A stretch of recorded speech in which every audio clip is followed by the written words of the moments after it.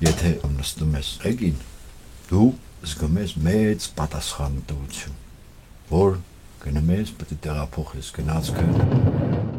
Ձայնը պետք է լինի, որ կարողանանք քնենք, եթե չլինի,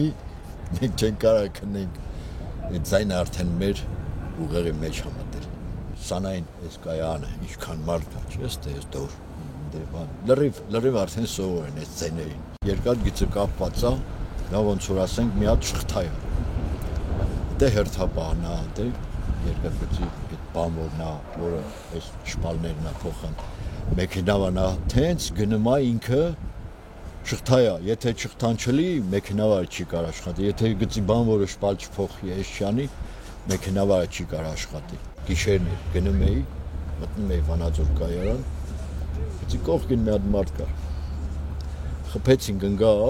ընկավ, բայց փառք Աստծո այդ մարդը սաղ մնաց։ Այստեղ ծնվել եմ, այստեղ մեծացել եմ։ Ու մինչև կյանքիս վերջերս տեղ եմ ես։ Իմ տղեն էլ է երկաթգծում աշխատում։ Հրեժառանգաբար է գնում։ Հիմա մենք ստեղ ունենք մարդ կա, ես գիտեմ իրանց ինչ որ գեները 100 քանի տարի գնում է իրանց գեներով։ Իրանց պապի պապը, իրանց պապը, իրանց տերերը, իրանց եսիմ էլի թենց գեներով գնում է։ Անենց գործ է սա որ մեր երկաթուղին։ Բոլորս էլ կարոտում ենք այդ գործը։